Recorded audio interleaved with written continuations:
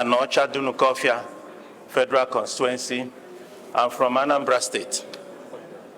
My question, first of all, commend Mr. Speaker for this thought of having this session.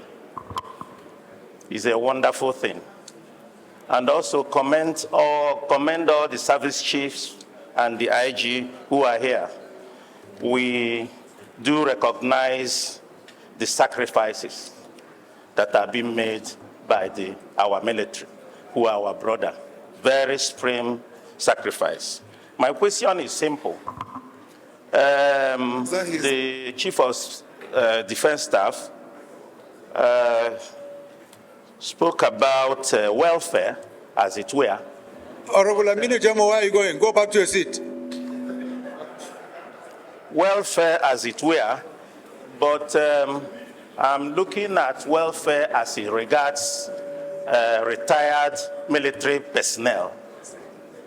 Because once the military personnel leaves office, the next 1 or 2 months you see them, they are totally different person. Coming from a military family, I understand the fact that the retired personnel their welfare are not well taken care of in terms of pension, in terms of gratuity, is not paid on time, and even death compensation to their widows and families are not paid on time. My question is, you have opportunity to present your budget to this National Assembly. Why is the military and police particularly you have records, you know who will retire at what time. You have records. Why you don't envisage it? I'm waiting for Mr. President to make a pronouncement like he made some weeks ago for your retired personnel. It's very indicting. My second question here is, I come from Southeast.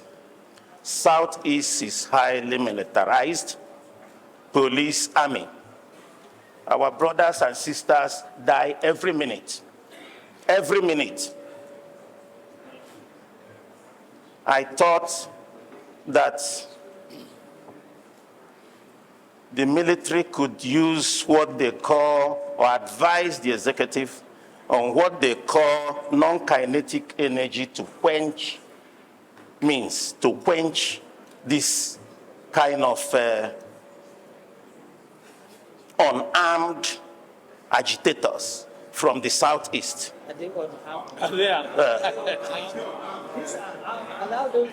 Don't assume. Please, he has the protection of the chair. Yes. Allow him to ask his question. Yes. Go ahead. Particularly very unarmed brothers and sisters of ours from Southeast, because it's underreported the level of death coming from Southeast on issue of quenching unarmed agitators. We're in democracy. Everybody has right to agitate. So those are my questions. Thank you, Leader. Honorable Satome. Commending the service chiefs for how far we have come in 6 months from what it used to be. Having said that, you've spoken about collaboration with agencies. I'm aware that Nigeria has what we call the satellites through NIGCOMSAT. And Nigeria borrowed money to set up this satellite agency to oversee the entire country. How much information do you get from NIGCOMSAT pertaining to movement of bandits around the unmanned forests, which you alluded to, and other areas? This is to the CGS. My other question is to the Chief of Naval Staff. In your presentation, you spoke about over 300,000 square meters of waterways that we have in Nigeria. Could that be responsible for the consistent theft in our major revenue, which is oil, major source of revenue, which is oil? Can you please respond to the allegation that naval officers lobby to be posted to these areas where our oils are based? They lobby to be posted there. Can you respond? The next question, of course, is to the IG. Talking about human rights. The movement around the speaker is much. People should try and reduce it so that he can focus. Talking about human rights, Inspector General of Police, will you say your men are properly educated as far as human rights in the democratic government is concerned? And what they can do and what they should do? Or do you think that they should be properly trained in observing human rights in a democracy? And of course, the welfare of the police, which you mentioned. I want to confirm, is it true that policemen buy their uniforms on their own and even ammunitions? If so, who are the sellers of these ammunitions and the uniforms? Thank you. Thank you very much, sir. The Speaker, House of Representatives, Deputy Speaker, leadership of the House, members of the House of Representatives, I stand before you this morning with the greatest respect and honor to this hallowed chamber. My name is General Christopher Gwabin Musa, the Chief of Defense Staff, Armed Forces of Nigeria. By the virtue of my appointment, I coordinate the activities of the armed forces together with all security agencies. Let me start by firstly appreciating God Almighty for the opportunity to be here this morning, for also appreciating the House for giving us the opportunity to be here. I wish to also state that we, on behalf of the security forces, regret the incidents of last week that we're not able to be here in person. It was not on purpose, it was not personal. Basically, because of the challenges we're having, most of us were not available, and that's why we felt it was, since the date had been fixed, the chiefs of operations should attend. But we have taken correction, and we assure you of our dedication, commitment to service, and to the greatest respect to this hallowed chamber, that we know the relevance and the importance of the House of Reps. Your success is our success, and we will not ever take that for granted. I want to thank you very much for this opportunity, sir. As a follow-up, I'll give opportunity for the Chief of Army Staff, Chief of Naval Staff, Chief of Air Staff, and the Inspector General of Police to give us a little brief on what they are doing for the first 10 minutes each, and then before I'll come back to round up. With the permission of the Right Honorable Sir, I invite the Chief of Army Staff to take the first shot. Thank you very much, sir. Thank you. Chief of Army Staff, please, you start and round up the briefing. Thank you.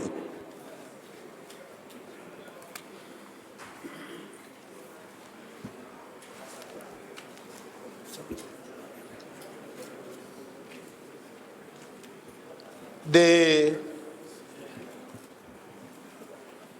distinguished Speaker, House of Representatives, Right Honorable Tajuddin Abbas, PhD, the Deputy Speaker, the leadership of the House of Representatives, honorable members, members of the press, good morning. I am Lieutenant General T.A. Lagbaja, the Chief of Army Staff.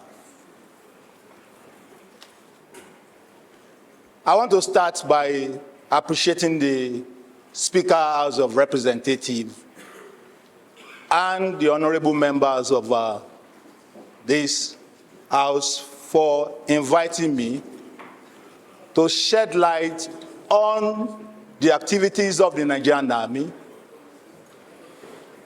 and in so doing, get feedback from distinguished members who are revered representatives of the people. The 1999 Constitution, as amended, Section 217, provided that the nation will have an armed forces consisting of the Army, the Navy, and the Air Force. This section of the Constitution broadly outlined some responsibility to the armed forces. And this includes the defense of the nation against external aggression, defeating internal insurrection, acting in aid of civil authority, and performing any other task that may be assigned by the President, Commander-in-Chief, but subject to the Act of the National Assembly. In line with this constitutional provision, the Nigerian Army has been in existence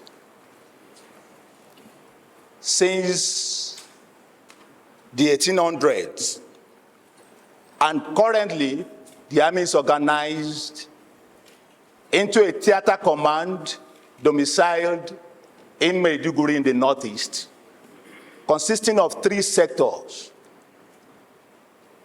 We have 8 divisions, a Special Forces Command, multiple brigades, and several battalions. These formations and units of the Nigerian Army are deployed across the nation, and pursuant to the constitutional provision, they are conducting operations and other activities to ensure that there is peace, stability, law and order across the country. Our strategy as an army to combat the multifaceted security challenges confronting us as a nation is the deployment of forces in each of the 6 geopolitical zones to conduct operations to combat the security threats. In this deployment, the Nigerian Army has lead in 3 of the zones. These deployments are joint, they are multi-agency, and in some instances, multinational in nature. In the Northeast, we have the Joint Task Force Northeast Operation Adinkai. It is an Army-led operation. It is joint, and the bulk of Nigerian Army troops are deployed in this theater. The nature of the challenge there is terrorism and insurgency. The troops are currently combating the threats, and the tactics employed by These dissidents and criminal elements include the use of IED, improvised explosive devices, that has resulted in casualty in men and equipment. In the Northwest, the operation is nicknamed Operation Adarin Daji. It's an army-led operation, joint in nature. It is an anti-banditry, anti-kidnapping, and the operation is designed to combat other forms of insecurity. In the North Central, we have two major operations. Operation Wild Punch, covering Kaduna and Niger State largely, and Operation Wild Stroke, covering Benue, Taraba, Nasarawa, and parts of FCT. In the South-South, the Joint Task Force is led by the Nigerian Navy, considering the maritime nature of that environment, but the Army contributes its own quota to the success of the operation. In the operation tagged Operation Delta Save, it is designed to protect the nation's critical economic infrastructure and combat other security threats. In the Southeast, owing to the land-based nature of the environment, the operation tagged Operation Udoka is Army-led, and it covers all the 5 Southeast states.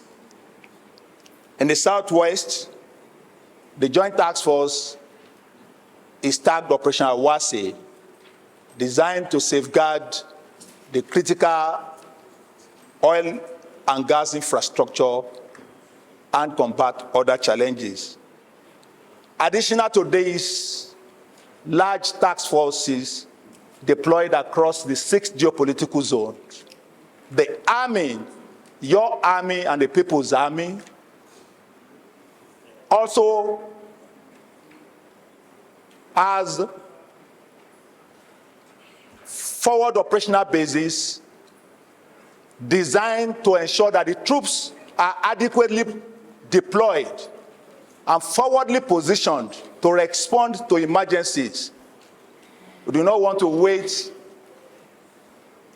for your alarm before calling out troops from the barracks. Currently, we maintain about 40 of these forward operational bases all across the country. Additional to this, we conduct intelligence-based operation to act as stopgap and to ensure that there's no disruption in the troops currently deployed and forwardly poised to combat threats. And one of such operations is the Operation Akorin Damisa that is currently ongoing in the Mangu local government area of Plateau State. Operation Mugumbugu is currently taking place in Niger State, and we have such similar operations ongoing across the country. In the conduct of these operations, the Nigerian Army, we want to appreciate the support and the cooperation of the National Assembly, especially the House of Representatives, for appropriating the fund that has been used in the provision of essential welfare support and operational needs of the troops, and has given the troops the flexibility to conduct operations in the field. If I'm to measure the effectiveness and the performance of these troops, I would say the troops have performed creditably. And looking back to where we came from in the Northeast, and when we got to the crescendo in 2014, while the insurgents were bent on establishing caliphate, the troops have been able to rein in the threats and achieve a great deal of stability in the Northeast. In the Northwest, the threat is complex and it is adaptive. The threat started on the low level, engaged in cattle rustling, but today they kidnap people en masse for ransom. As a response to this evolving threats in the Northwest, the Nigerian Army is tweaking with its operation, and we're expanding our frontier to ensure we quickly facilitate stability in the Northwest.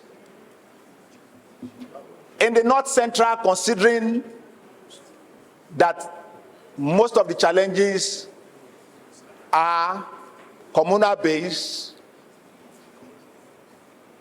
and local to most of the communities, the Nigerian Army has had to rely on other critical stakeholders, especially the traditional rulers, the clergy, to combat the threat, in addition to the use of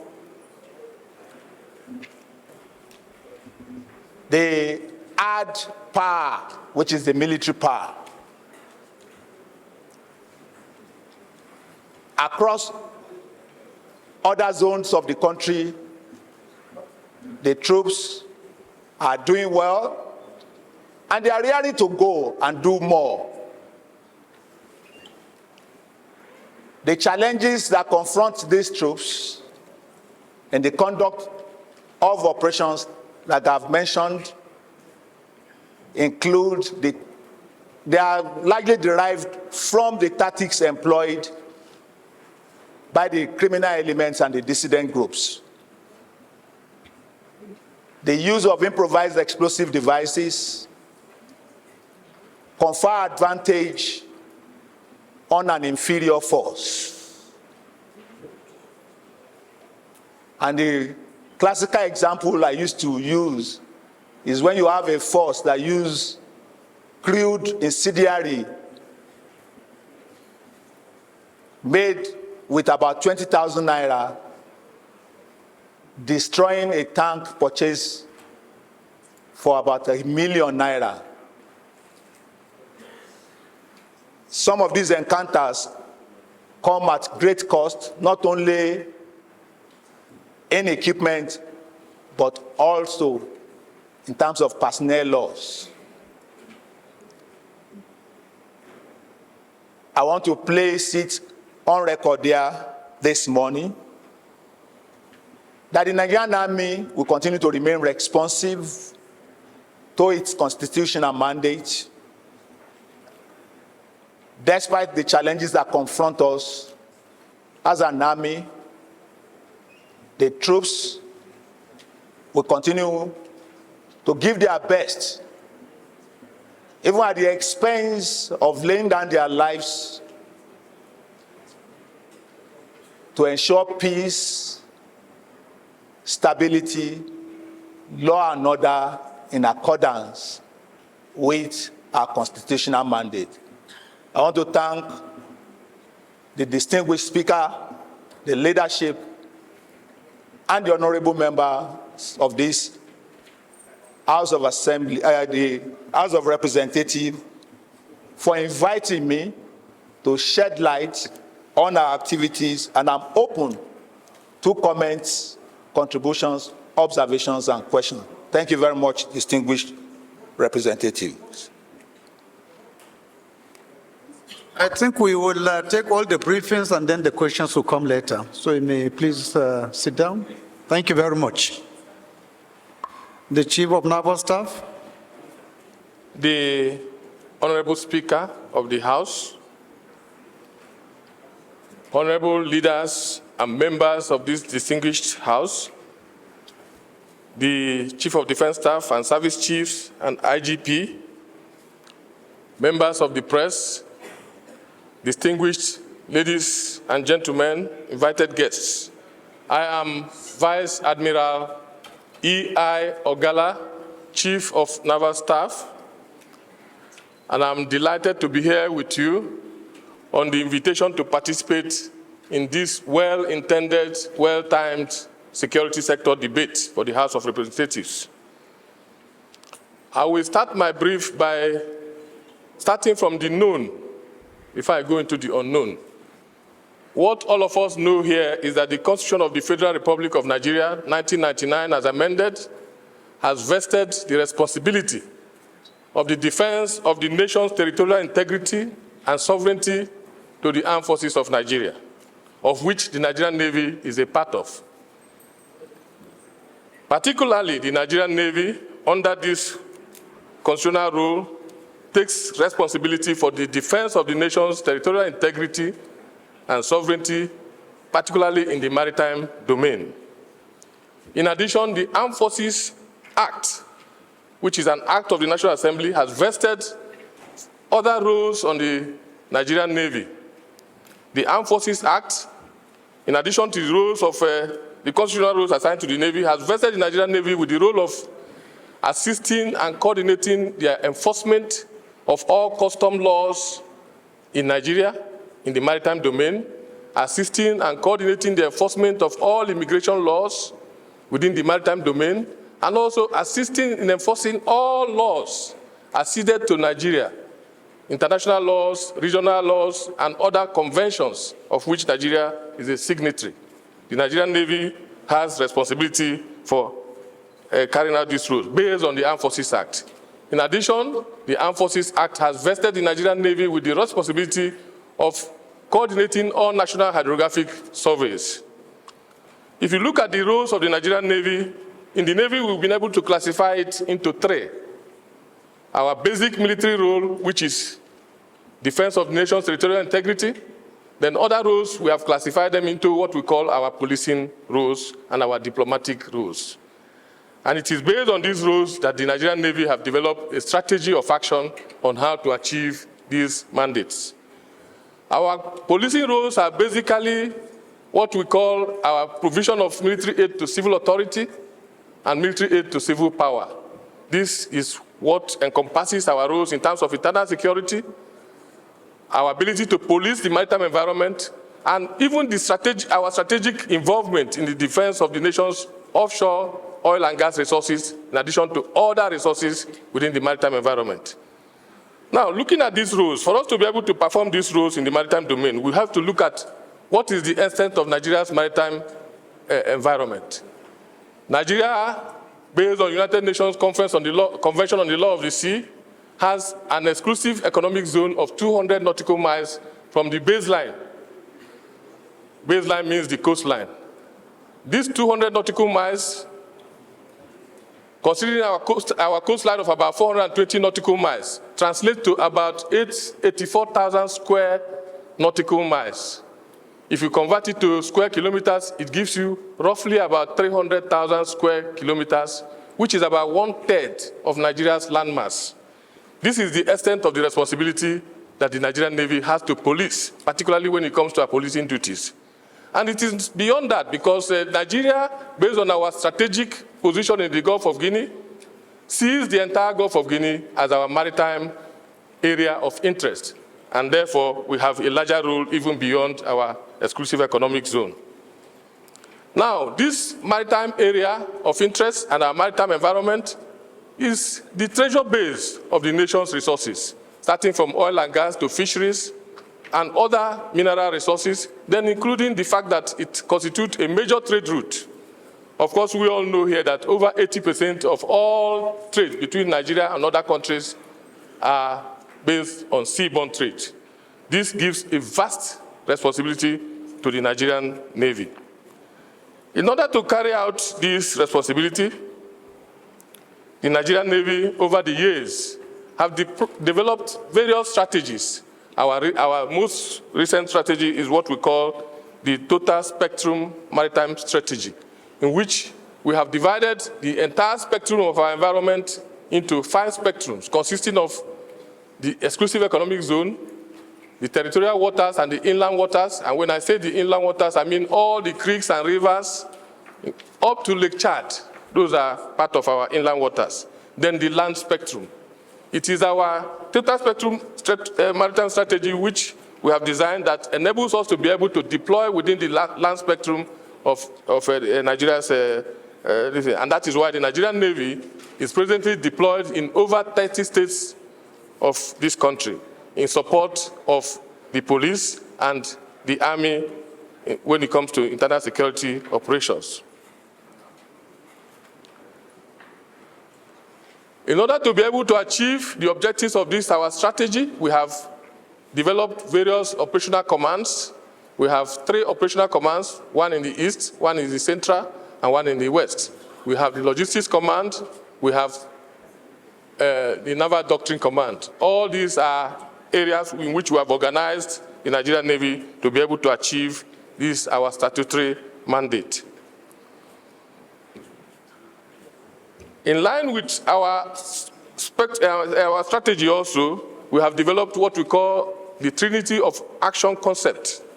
And this is where our operations are based on 3 aspects, that is surveillance, response, capability, and then law enforcement.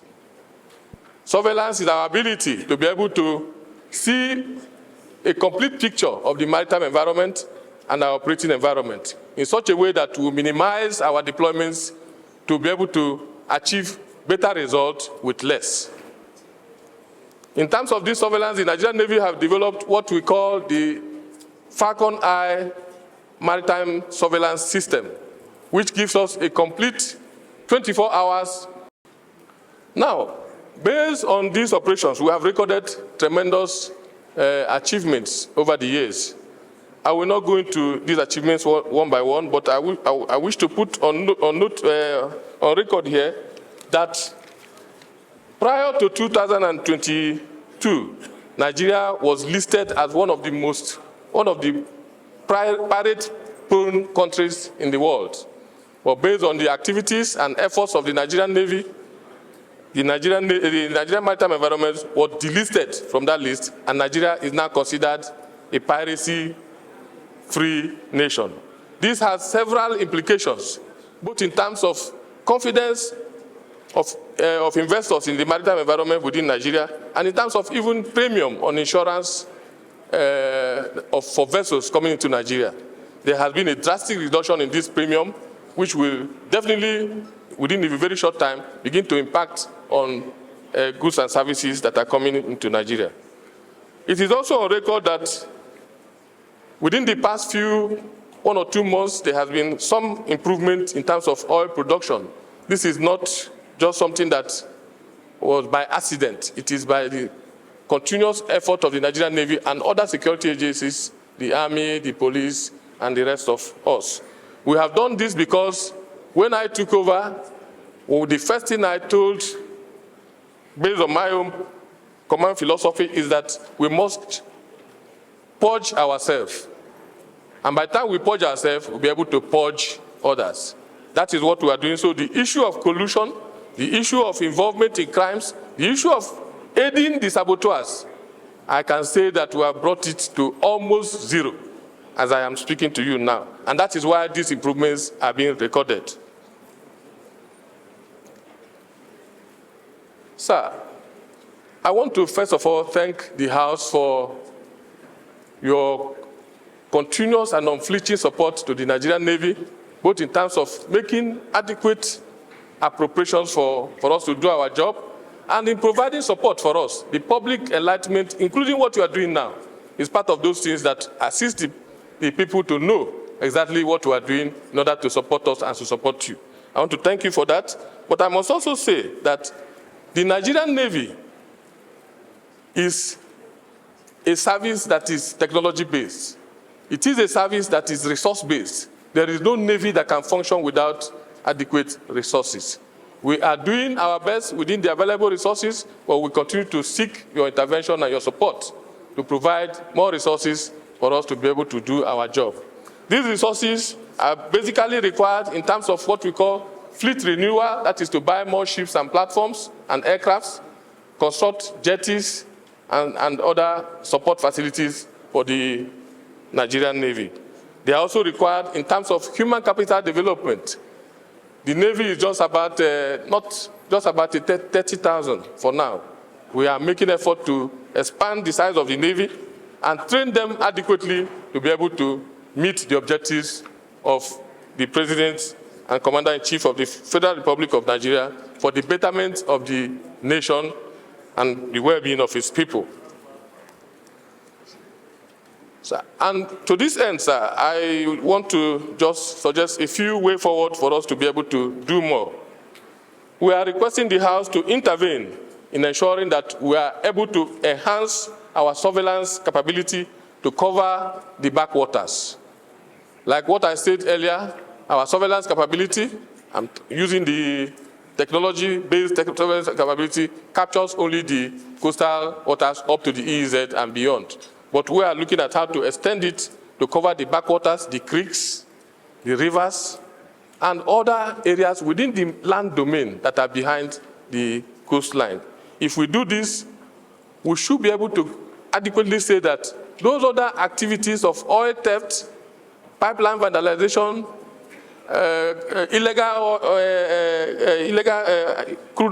illegal refineries, and so on, we'll be able to see them 24 hours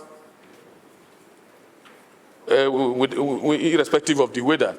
As at now, we depend on human intelligence and other forms of intelligence to be able to intercept and deal with these areas. And not minding that, we have done a lot in this regard.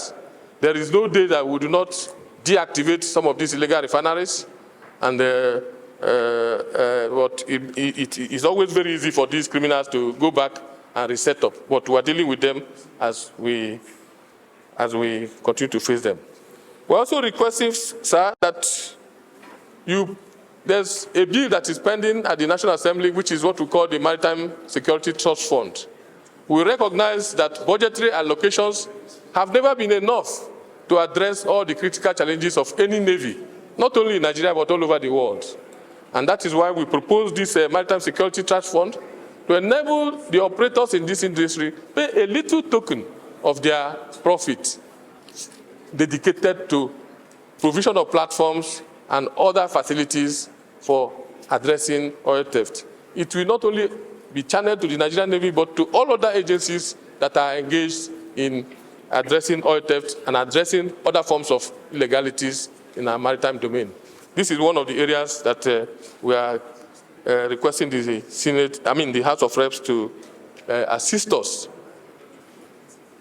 On this note, sir, I want to thank the Speaker once again for the opportunity that you have given to me to come here and make this presentation. We are open and we are ready to take other areas of contributions and questions, because we recognize that no man has it all. And we can always get something that we can use to modify our operations from this honorable House. I thank you very much, sir. God bless you. I think we have taken Naval Air Force now. Chief of Air Force, please, can you proceed?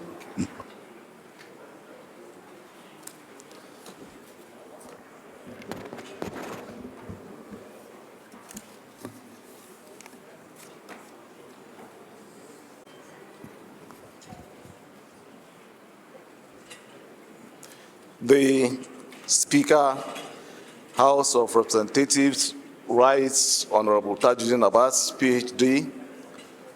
The Deputy Speaker, Right Honorable Benjamin Kalu. distinguished members of the House of Representatives, the Chief of Defense Staff and other service chiefs, the Inspector General of Police, ladies and gentlemen, I am Air Marshal H.B. Abubakar, the Chief of the Air Staff.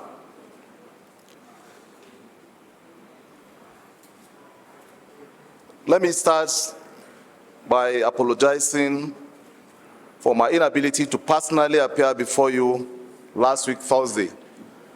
It was entirely due to reasons beyond my control. Let me also appreciate the leadership of the House of Representatives for initiating this interactive forum aimed at improving the constitutional oversight of the executive arm of government. I am aware that this wonderful initiative aims at providing our lawmakers with the opportunity to interrogate government officials on areas in need of legislative interventions. Let me also use this opportunity to appreciate the federal government under the able leadership of President Bola Ahmed Tinubu, Grand Commander of the Order of the Federal Republic, as well as members of this hallowed chamber, for the attention given to the Nigerian Air Force in terms of platforms acquisition, maintenance, training, logistics support, and enhanced personnel warfare. These have immensely enabled the capacity and capability of the Nigerian Air Force to frontally tackle the myriad of security challenges facing our dear nation. Distinguished members, the Nigerian Air Force has consistently carried out its responsibilities and ensured its mandate is upheld since its establishment in 1964. I'm sure you are also aware that our security environment remains fluid and unpredictable due to threats posed by terrorists, insurgents, and other criminal elements. Now, in furtherance of efforts of the armed forces to tackle these challenges, the Nigerian Air Force has continued to conduct independent and joint operations aimed at decimating these criminal elements. This has been achieved from January to November this year through 24,795 sorties, with over, again, 27,769 hours flown, while consuming 15,864,000 liters of Jet A1 aviation fuel. Now, this brief will apprise the distinguished members of this House with the progress being made by the Nigerian Air Force operations in curbing these threats, as well as the challenges that we encounter and suggested ways forward, starting with the progress. Now, in efforts towards addressing activities of insurgents and other criminal elements, the Nigerian Air Force embarked on a wide range of intensive air operations aimed at not only decimating the criminals and denying them freedom of action, but also shaping the operational environment in the various theaters of operations for successful ground offensives. The Nigerian Air Force is currently involved in 7 different theaters of operations across the country, and I will talk briefly on these theaters one after the other, starting with the Joint Task Force Operation Hadinkai. The Air Component Operation Hadinkai has continued to conduct joint air operations with the Land Component and the Multinational Joint Task Force to deny the terrorists freedom of action and degrade their capability to conduct attacks against soft targets and own troops. Order, order, order, please. Within the operation, sub-operations such as Operation Desert and Lake Sanity, Operation Mountain Sanity, and Operation Warun were initiated to degrade the terrorist capability and enable ground troops to exploit the environment in order to restore peace around the troubled areas. Now, through these efforts, key terrorist leaders and their foot soldiers have been neutralized, with many surrendering till date. Next is Operation Hadarin Daji. Now, this operation is primarily tasked with the conduct of air operations to annihilate terrorists and combat criminal activities such as cattle rustling, kidnapping, violent attacks, and other acts of criminalities within the joint operations areas, covering Katsina, Zamfara, Sokoto, and Kebbi states. Now, in line with its mandate, the air component has conducted several operations in coordination with the land forces, which has led to the elimination of some of the prominent terrorist kingpins. Now a look at Operation Well Punch. Operation Well Punch is an amalgamation of Operation Thunder Strike in Kaduna and Operation Gamaiki in Niger State,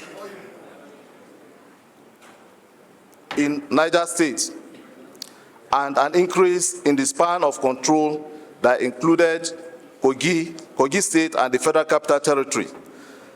Though terrorists and bandits operating mainly around Kaduna and Niger States have been very fluid in view of the large expanse of ungoverned spaces within both states, the air components had conducted a series of operations within its joint operations area with positive consequences within the areas of responsibility. Operation Wellstroke. The mandate of Operation Wellstroke, covering Benue, Nasarawa, and Taraba states, is to end the incessant killings of innocent citizens by armed headers, militia groups, and other criminal elements. This has been largely achieved through deployment of troops in patrols, patrol bases, conduct of recce, fighting patrols, raids, and destruction of identified armed militia camps, hideouts, and leading to the arrest of several militias and neutralizing several bandits. Operation Delta Safe. Now, Operation Delta Safe was established to curtail the menace of illegal bunkering of oil, pipeline vandalism within the Niger Delta region, and the Nigerian Air Force was tasked to conduct appropriate air operations in support of the land and maritime components. The Nigerian Air Force has also deployed over 400 Special Forces personnel in addition to the air efforts, thereby leading to the destruction of numerous illegal oil refining sites. Now, last but not the least of the operations is Operation Udoka 2. Now, recent calls by the IPOB for sit at home in the southeast led to the review of escalating insecurity in the region. And consequently, estimative intelligence demanded greater unity of ongoing kinetic efforts towards containing the activities of the separatist groups such as the indigenous peoples of Biafra and Eastern Security Network, as well as other criminal elements in the zone. Accordingly, Operation Udoka 2 was activated to serve as a precursor activity to shape security situation in the region within a 4-month estimate ending by 30th of this month, November 2023. Since its activation, the operation has recorded considerable success through continuous air operations conducted against IPOB and Eastern Security Network. Now, a look at some of the challenges that we face in the conduct of our operations currently. These include the rising cost of aviation fuel. As you are aware, the budget was predicated on about 365 naira to 1 liter of aviation fuel. But right now, as of today, the cost of aviation fuel is about 1,150 naira. So that has created a lot of challenges for us because we can only operate when we can fuel the airplanes. Another challenge that we have faced is delays in the release of funding for procurement. The consistent delay in budgeting in budget funding is a significant challenge, bearing in mind that about 85% of Nigerian Air Force budget has to do with procurement and are foreign exchange based. Be it whether it's services or equipment, is all foreign exchange based. So delays in this, and then plus the volatile nature of the foreign exchange that we have experienced in recent times also creates a lot of challenges for us in the conduct of our operations. Other challenges, as we are all aware, I will not deliberate upon porous borders, and then, of course, the challenges of manpower. Now, distinguished members, the Speaker, distinguished members, the Nigerian Air Force has continued to conduct both independent and joint operations in collaboration with sister services and other agencies aimed at addressing the prevailing security challenges in the nation. These efforts have contributed to improve security across the various theaters of operations. The major challenges of the Nigerian Air Force in conduct of air operations include the rising cost of aviation fuel, delays in release of funding, complexity in targeting, porous borders, and then the poor manpower disposition. I believe that addressing these challenges will go a long way in enhancing the air efforts of the Nigerian Air Force towards alleviating the national security issues facing our dear country. I have left out a lot of detail from this brief in order to meet up with the timing. I hope that during the interactive session, we'll be able to discuss more, and I'll be able to give more detail, and whatever issues are arising, I will be able to address. Honorable Speaker, distinguished members, thank you very much for listening. Thank you, Chief. The Honorable Speaker. Order. Order, please. Order, please. Those at the back, please, can you find seats? The Honorable Pascal, you are the monitor there. Maintain orderliness, please. Thank you. Please go ahead, sir. The Honorable Speaker, House of Representatives, Right Honorable Tajuddin Abbas, PhD, the Deputy Speaker, House of Representatives, Right Honorable Ben Kalu, the leadership of the House of Representatives, honorable members of this House,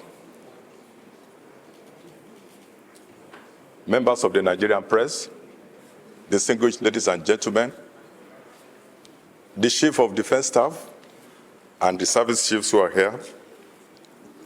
My name is Kayode Egbetokun. I am the Inspector General of Police of Nigeria. I came into the office of the Inspector General of Police on June 19, 2023, with a vision to emplace a professionally competent, service-driven, rule of law compliant, and citizen-friendly police force that will support the agenda of government in the effort towards economic recovery and growth, as well as social and political development of our country. We are committed to a police force that will respond adequately and appropriately to the dynamics of crimes and criminalities in our communities. We want a police force that will be so well positioned to deliver effectively on its constitutional mandates. We want a police force that the members will be proud that they are police officers, and the Nigerian youths and Nigerian people will be proud of. Unfortunately, we met on ground a police force that has been battered, a police force that has suffered serious neglect over the past few years.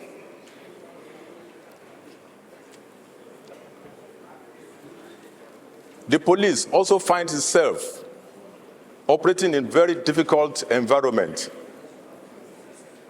partly as a result, as a direct consequences of this neglect. The manpower in the police today is grossly inadequate. Even the criminals know that. The United Nations ratio of 1 to 400 is not attainable in Nigeria as of today, because the ratio in Nigeria is 1 to 1,000, which suggests that we have to double the manpower in the police and over.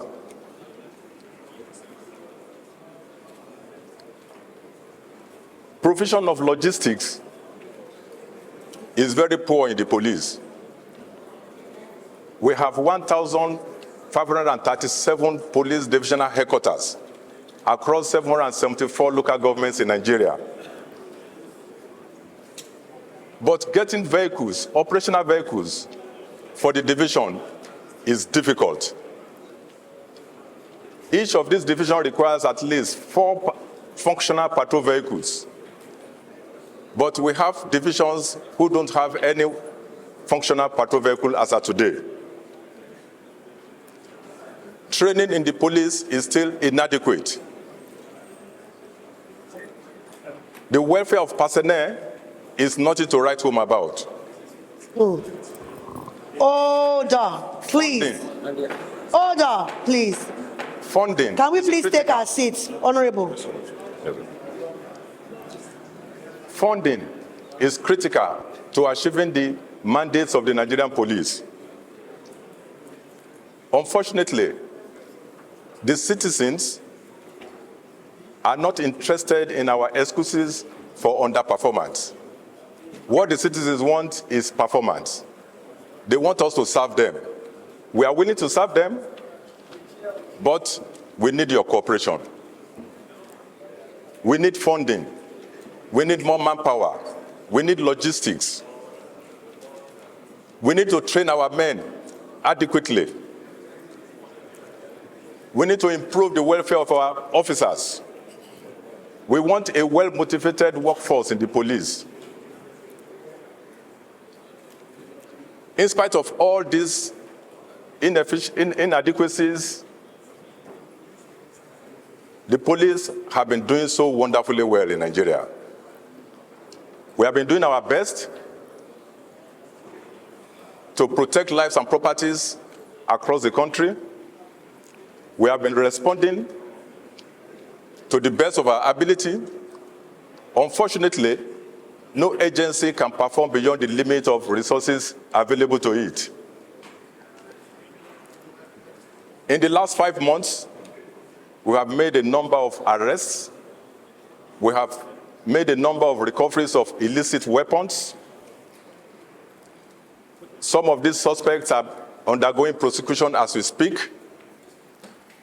But no amount of arrests that we make that will solve our security problems. Today we make arrests of 100. Tomorrow 200 criminals are coming out. It is not possible to arrest all the criminals and recover all the weapons. But within the environment where we function, the police has done so well, and we are still doing so much. We believe in interagency cooperation, and we are leveraging on the availability and the cooperation that is available from other agencies. We appeal for cooperation. We appeal for collaboration. We appeal that Nigerians should please support the police. We are implementing community policing strategies. in all our communities. But we are reviewing this and changing to policing diverse communities. This means that we want to take into consideration peculiarities of each communities in the strategies that we employ in policing a particular community. Recently, I announced the establishment of Special Intervention Squad, which is going to be a standby unit of at least 1,000 men in each of the states. These men will be specially trained, they will be specially equipped, they will be specially remunerated, and be ready for deployment at shortest notice to any area of the country where there are crises. This way, we intend to fight terror, to join the military in fighting terrorism in the Northeast, fight armed banditry in the Northwest and North Central, fight kidnapping, armed robbery across all the country, across all our country, and ensure that we reduce violent crimes in our country to the barest minimum. We believe that with your support, we will get the police that we want in Nigeria.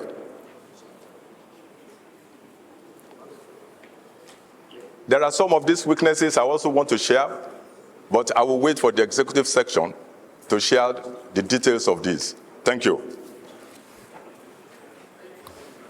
Thank you very much, IG. Deputy Speaker, the leadership of the House, members of House of Representatives, I once again stand in front of you with the greatest respect and honor. I would like to be a bit deliberate on my presentation so that we cover up all the various aspects that's required. I want to start by most profoundly appreciating all our amiable honorable members of the highly respected hallowed Green Chamber for care and concern for the citizenry, which obviously is the main reason you extended this invitation to us. I'm further delighted when I recall that it is also an opportunity to acquaint you with the activities of the armed forces and security forces, and further seek your intervention in some areas so as to enable us to perform our constitutional responsibilities seamlessly. I think it's a great opportunity for us to be here.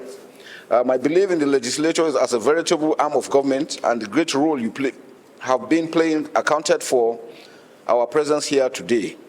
We have the utmost belief and trust that our interaction today will change so many issues, solve challenges, and reinvigorate the armed forces of Nigeria to optimally perform its assigned roles. Since our assumption to office in June this year, we have visited all the various areas of our operations and engagements to evaluate the situation and identify ways of addressing the various identified challenges.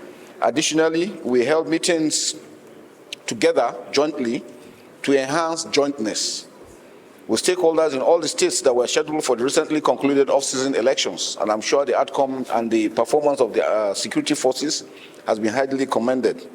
This development largely contributed to the peaceful electioneering activities which eventually yielded the expected outcome. We want to ensure that henceforth we provide adequate security during all elections and all other activities. Our submission before you, therefore, is a product of what we saw in the field, evaluated in the process, and deemed it necessary to acquaint you as appropriate so that we can all forge the way forward. Now, let's look at the general security situation. It's a common knowledge that Nigeria as a nation has, over the past decade, grappled with various forms of security challenges which are adjudged as the most precarious in its national history. These challenges range from the nefarious activities of the Boko Haram insurgents and their affiliated terrorist groups, which started in the northeastern part of the country and gradually transcended to other regions of the country, particularly in the northwest and north central regions. In the same vein are the activities of organized armed groups in southeast and south-south, the rampaging menace of criminal headsmen in various regions across the country, and similar other sources of threats to our national security. Accordingly, the Defense Headquarters, which is responsible for coordinating and directing the efforts of the various services, has spearheaded the establishment of some DHQ-led operations. They have been mentioned. They include Operation Hadinkai in the northeast region, Operation Hadar in Daji, and Wild Punch covering the entire northwestern states, while Operation Wild Stroke and Safe Haven covers the entire north central states. Similarly, our Operation Udoka in the southeast, while Operation Awati in the southwest, and Operation Delta Safe in the south-south region, all of which are being conducted to ensure peace and security in Nigeria. Furthermore, to these major operations are subsidiary operations by the various services such as Operation Hakor in Damisa, in the wake of killings in Mangu local government area, Plateau State, Operation Thunder Strike mainly to secure the Kaduna-Abuja and Abuja-Lokoja highways by the Nigerian Army, Operation Diran Makia by the Nigerian Air Force, and maritime awareness and domination operation by the Nigerian Navy through the conduct of Operation Dakatar da Barao and Inchekwa Oshimiri, which is largely anti-piracy and domination of our waterways for the protection of our maritime assets, necessary for security against illegal bunkering and ensuring the growth of the blue economy, which is the brainchild of the present administration. These operations have recorded numerous successes as evident in the significant decline in the rate at which villages are sacked, civilians are killed in large numbers, military bases and offices of other security organizations are attacked, as well as reduction in the rate of population displacements. Security is not a switch that today it starts and tomorrow it is off. It's a work in progress. And what we always say is that security is everybody's responsibility, not only members of the armed forces or other security agencies, but everybody has. Doctor, please. In all these operations and conscious of our obligations under the international and domestic human rights law, planning and conduct of these operations have prioritized the protection of civilians and properties, as well as to ensure that operations do not unduly affect the enjoyment of fundamental rights of Nigerians except as permitted by law. We have trained our troops to ensure that wherever we conduct, we respect the people we are protecting. And that's why our mandate is protection of Nigerians. All citizens are equal and all citizens must be protected. We have adequately warned our troops. Any of them who errs, we have standing court martials to deal with such people, so we do not take prisoners. This conscious approach has also helped to win the hearts and minds of the civilian population in our AORs and gather international support from our allies. Now, to achieve this, we put a number of measures in place. Firstly, during our meetings, we try to deepen jointness in operation, because it has to be collaborative, cooperative together. We reflected the inherent jointness in all operations and training, introduction of component commanders in major operations, basic and advanced training on air-to-ground integration, which is critical to our operations, key to the successes we have recorded. We have also institutionalized joint doctrine through a joint doctrine center, which we are looking at, because now all operations are joint. We are reorganizing of all joint operations completed. BHQ has 11 lead operations. We have mentioned them before. For joint operations reorganized to improve offensive capability of our troops. Before now, we used to have situations where we await for the enemy to attack. Now troops have been directed to go out, look for the enemy, and neutralize them. We block deployment gaps within our theater of operation. We have observed a lot of operations, areas that have been left, which the enemy is using. We have blocked those ones now. We're enhancing our command and control capabilities. In the Northeast, elimination of remnants of Boko Haram and ISWAP members is on the front burner. We know normally after the rainy season, they will tend to want to enhance their attacks. That we have also addressed because operations have already been conducted. So far, over 140,000 terrorists have surrendered. I had the privilege of being the theater commander of Operation Hadinkai for 19 months. We started the surrendering exercise, and before I left, we had over 75,000 that have surrendered, both the terrorists and their family members. And as we have continued now, as we speak, we have over 140,000 that have surrendered, all awaiting the disarmament program. No territory in Nigeria is being held by the terrorists. That is very clear. No terrorists. We may have them moving here and there, but none that is under their command. The DDR, the disarmament program for the surrendered terrorists, is what is being awaited. Processes are being done and it's continuing. In the North Central and the Northeast, we equally have some that have also found out that they cannot win and they are willing to surrender. In the Northwest, we have reduction in armed banditry in the Northwest and kidnapping, domination of the theater of operations, aspects of illegal mining.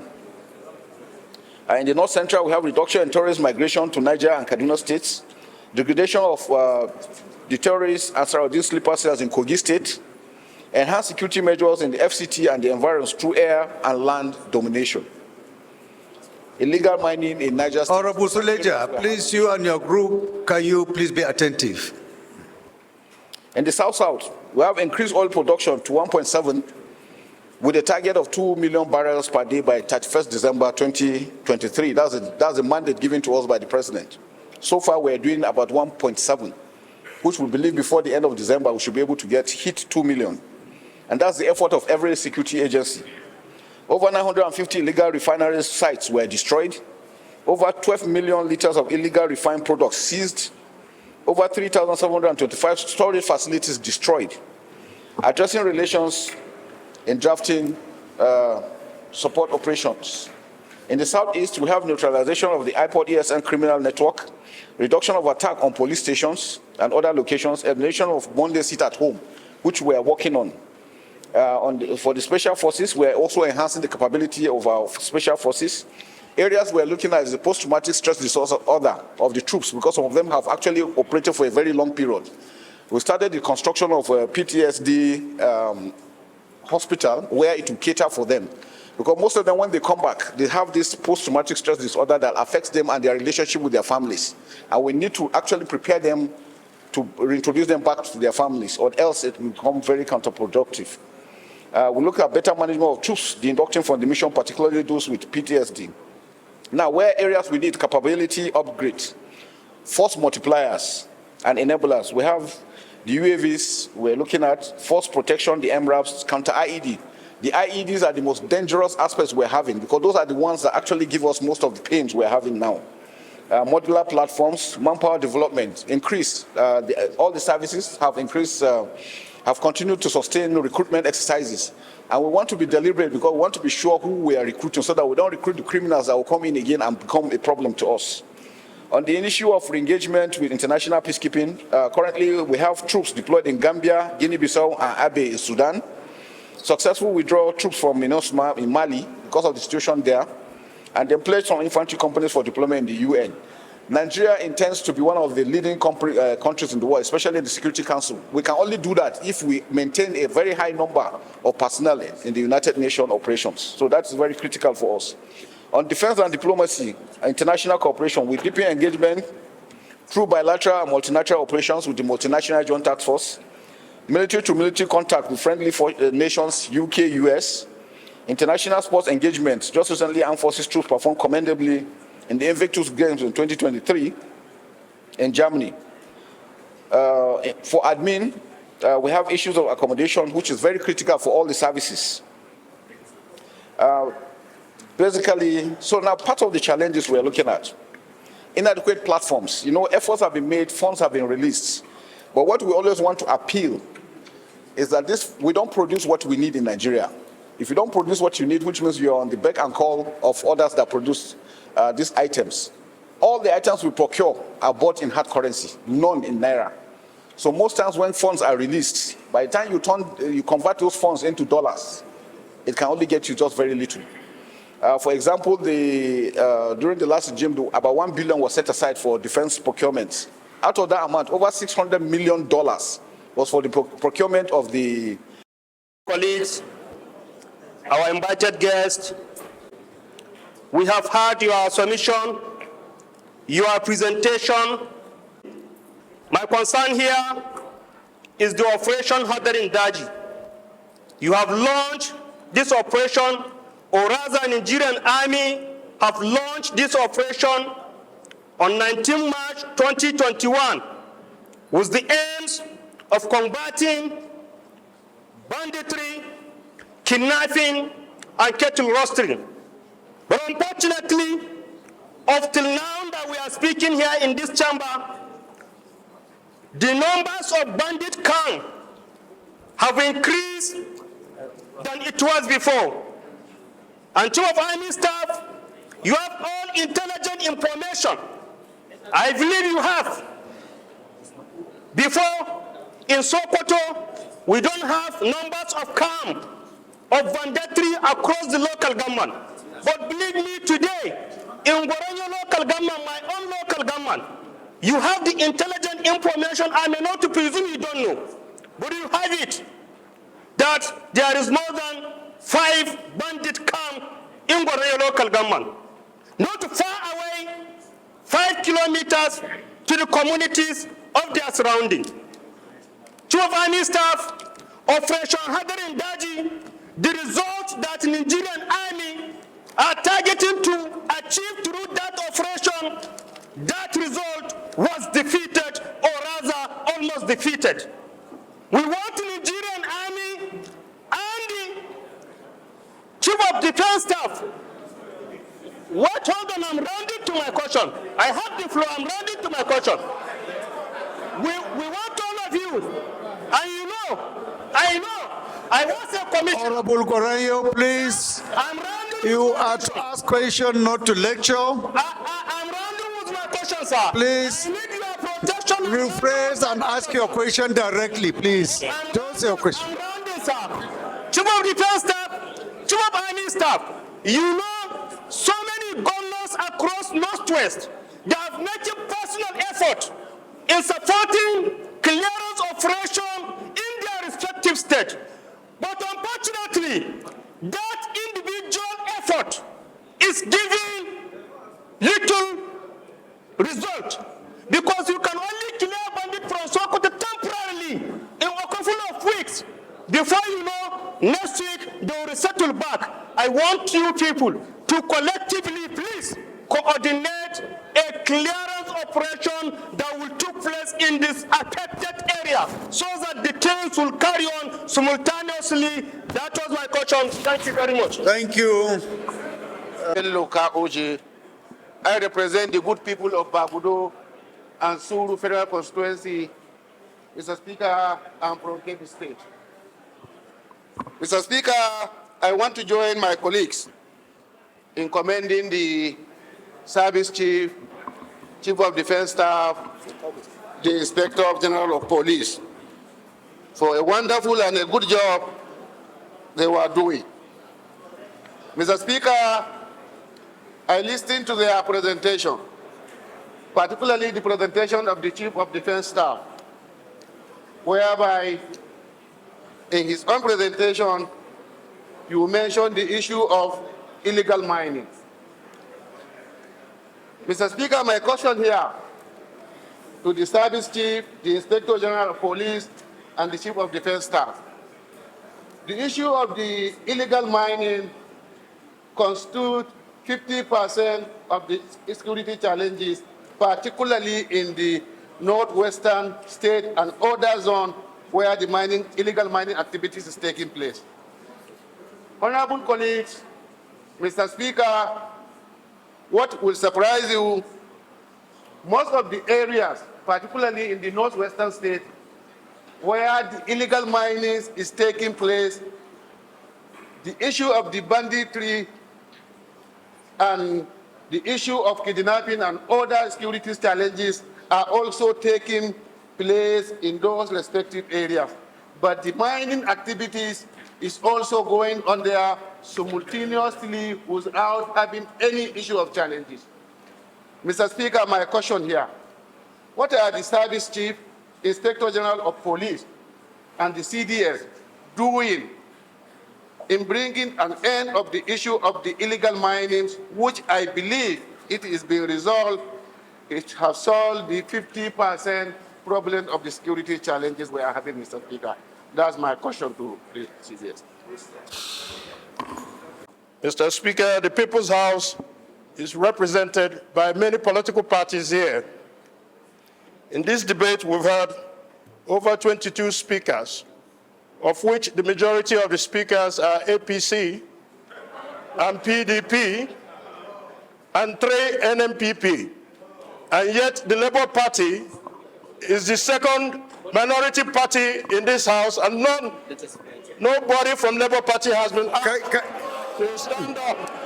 Mr. Speaker, am I protected? Mr. Speaker, maybe has not been the office. Point of order noted. Sir. Point of order noted. You recognize you, don't worry. Am I protected, sir? You are not You are protected. protected. Please. But you have made your point. We will do the needful. Mr. Speaker, I recognize you as the most fair-minded speaker. You don't discriminate. But it will appear that this debate has been hijacked by a certain political party, denying all of us the opportunity to speak, Mr. Speaker, on an issue that cuts across all the 6 geopolitical zones. Mr. Speaker, I'm only begging and appealing to your fairness that we all know you, sir, that you call some NMPP and Labour to contribute to this debate, Mr. Speaker. Which party are you representing? I represent Labour Party, proudly. Is that how you pronounce it? LP 78, LP 79, LP 80. Thank you. Your point of order is noted. There are probably no questions that our invited guest will be able to conveniently answer openly. So we will go into executive session for all the answers so that we give them all the opportunity to talk freely and to tell us transparently what all the questions that we have asked. So with your kind permission, I will call on the leader to move that the House resolve to executive session. Thank you, Mr. Speaker.